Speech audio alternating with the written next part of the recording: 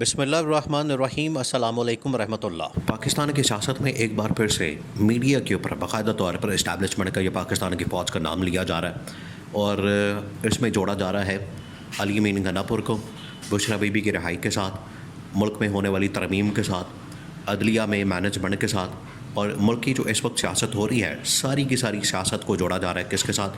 Establishment کے ساتھ، کہ اسٹیبلشمنٹ نے اپنا یہ کردار ادا کیا ہے بشرا بی بی کی رہائی میں، عمران خان کی بہنوں کی رہائی میں، اور آگے عمران خان کی رہائی کی بات چیت چل رہی ہے اور وہ بات کی ضرورت بنتا جا رہا ہے، ناگزیر ہوتا جا رہا ہے، ملک کے لیے بڑا ضروری ہوتا جا رہا ہے کہ آخرکار اسٹیبلشمنٹ اپنا کردار ادا کرے۔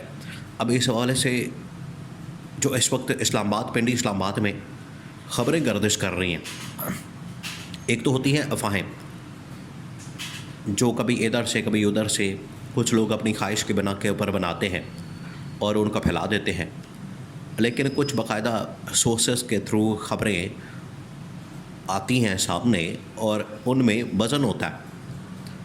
اب یہ جو اسٹیبلشمنٹ اس وقت سوچ بچار کر رہی ہے، اسٹیبلشمنٹ جو اس وقت سر جوڑ کر بیٹھی ہے، اس کے پیچھے مقصد، اس کے پیچھے جو کہانی ہے، اس کے پیچھے جو اصل ماجرا ہے وہ یہ کہ پاکستان کے حالات جو ہیں وہ دن بدن بگڑتے جا رہے ہیں اور اسٹیبلٹی آنے کے بجائے یہاں پر انسٹیبلٹی بڑھتی چلی جا رہی ہے۔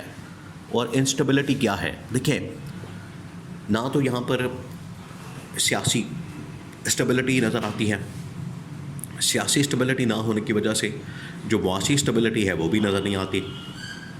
تو اس سے دو نقصان ہوتے ہیں کہ ایک تو آپ کے ملک کے اندر سیاسی استحکام نظر نہیں آتا، پارٹیوں کے ساتھ معاملات ٹھیک نہیں ہوتے، اپوزیشن سڑکوں پر آ جاتی ہے، جو کہ اس وقت اپوزیشن نے باقاعدہ طور پر سڑکوں پر آنے کا اعلان کیا ہے اور اب پیچھے نہیں ہٹنا، یہ عمران خان نے بتا دیا ہے، پارٹی کو ہدایات دے دی ہیں، پارٹی کو انسٹرکشنز دے دی ہیں کہ اب آپ لوگوں نے پیچھے نہیں ہٹنا۔ اب یہ وہ تمام اقدامات ہیں، یہ تمام وہ معاملات ہیں جس کی وجہ سے پاکستان میں انسٹیبلٹی میں اور زیادہ اضافہ ہوگا۔ لیکن اس کا ذمہ دار بھی کون ہے؟ یہ بھی تو دیکھنا ہے کہ ذمہ دار بھی اس کا کون ہے۔ ذمہ دار اس کا یہ نون لیگ والے، پیپلز پارٹی والے اور یہ حکومت والے ہیں کہ انہوں نے جس طریقے سے اپوزیشن کے ساتھ یہ سلوک کیا، اپوزیشن کو دیوار سے لگایا، اپوزیشن کا مینڈیٹ چوری کیا، ان کے ووٹوں کے اوپر ڈاکہ مارا، یہ جو پھر آپ دیکھیں کہ یہ اب انہوں نے آئینی ترمیم کرنی تھی، اس کے لیے 63A کا فیصلہ ریورس کروایا گیا اور لوٹا کریسی کا اور ہارس ٹریڈنگ کا راستہ کھولا۔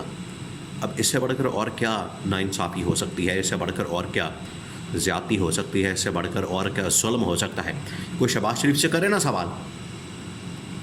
شہباز شریف جو ہے بڑا دندناتا پھر رہا ہے، کبھی ادھر آ رہا ہے، کبھی ادھر جا رہا ہے اور ڈرامے بازیاں کر رہا ہے۔ شہباز شریف سے کوئی پوچھے بطور پرائم منسٹر، آپ لوٹے لے کر، دوسری پارٹیوں سے بندے لے کر ترمیم پاس کروا رہے ہیں، ایک تو یہ کہ یہ لوٹے کس کے کہنے پر لیا گیا کہ آپ نے حکم دیا، آپ نے ان کی پارٹی چینج کروائی، کتنا ان کا ریٹ لگا، کتنے پیسے لگے، پیسہ آفر کیا گیا ہے یا زور زبردستی دھاندلی دھونس کے ساتھ ان کو ترمیم میں وہ ٹلوایا گیا ہے، تقریباً 5 سے 10 قومی اسمبلی میں بھی اور سینٹ میں بھی۔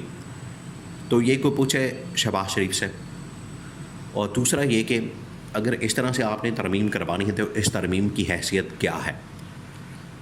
یہ بنیادی وہ سوال ہے جو کہ شہباز شریف سے پوچھنے کی ضرورت ہے، تاکہ شہباز شریف کا موقف جو ہے وہ سامنے آ سکے اور پتہ لگ سکے، دودھ کا دودھ اور پانی کا پانی ہو سکے اور لوگوں کے سامنے حقائق آ سکیں کہ آخرکار یہ ملک کے اندر چل کیا رہا ہے، ہو کیا رہا ہے۔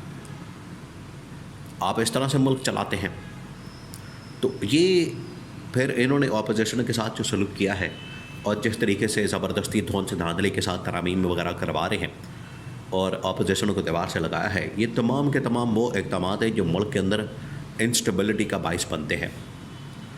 تو جب پہلے پاکستان میں سیاسی اسٹیبلٹی نہیں ہے، اوپر سے آپ اس طرح کے اقدامات کریں اور پکڑ کے تو آپ اکنامک انسٹیبلٹی کو خود دعوت دیں اور راستہ کھولیں، اس کو جو ہے ایک دروازہ فراہم کریں، اس کو ونڈو فراہم کریں، تو اس حکومت کی تو عقل پہ ماتم ہی کیا جا سکتا ہے یہ تو چل رہے تھے دو بحران آلریڈی پاکستان کے اندر، سیاسی معاشی. اب عدالتی کھاتا بھی کھل گیا، اس کو کنٹرول کرنے کے بجائے وہ تو ہاتھ سے نکل گئے.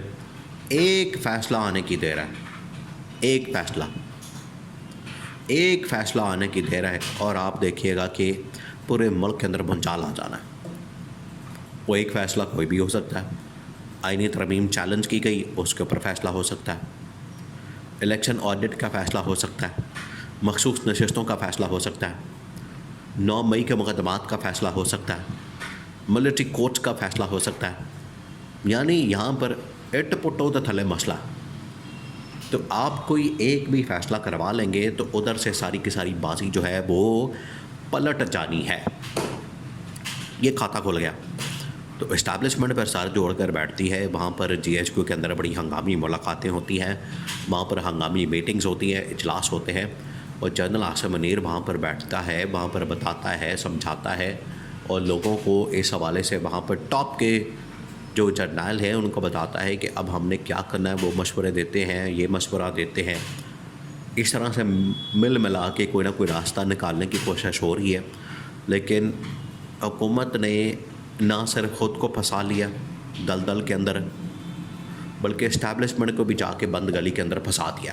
اور اسٹیبلشمنٹ کو بھی اب سمجھ نہیں آ رہی کہ اس کا راستہ کیا نکلنے کا، کیونکہ عدلیہ کو کنٹرول کرنے کے چکر میں یہ سارے خود پھنس گئے.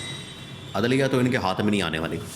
عدلیہ تو ایک ایسا ادارہ ہے کہ وہ کسی کے ہاتھ میں نہیں آ سکتا، اور ایک فیصلے سے وہ ساری کی ساری بازی پلٹ دے. اگر آپ اس کو کنٹرول کرنے کے چکر میں جائیں گے، وہ اگر ہلکا سا بھی غصہ کر جائے گا وہ تو نہیں چھوڑے گا. وہ تو اگلے دن آپ کے فیصلے کو اڑا کے رکھ دے گا اور وہ سامنے آ جائے گا سارا معاملہ. تو اسٹیبلشمنٹ کے لیے ڈبل پریشانیاں ڈبل بڑھتی چلی جا رہی ہیں. انہوں نے پھر یہ سوچ بچار کیا کہ راستہ نکالیں، کوئی عمران خان کو انگیج کریں. انگیجمنٹ کی جو پالیسی ہے بڑی ضروری ہے. فواد چودھری کہتا ہے کہ انگیجمنٹ عمران خان سے ان کو کرنی پڑے گی اور اس کے بغیر گزارا نہیں، اور یہ کر رہے ہیں، وہ ہو رہی ہے. انگیجمنٹ کریں گے تو راستہ نکلنا ہے، معاملات آگے چلنے ہیں.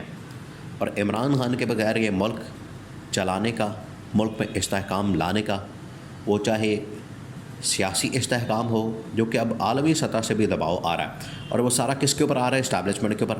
انہوں نے تو پھر سارا جوڑنا ہے. سیاسی استحکام بھی عمران خان کے ہاتھ میں ہے، معاشی استحکام بھی عمران خان کے ہاتھ میں ہے، اور اب عدالتی بحران کا خاتمہ بھی عمران خان کے ہاتھ میں ہے.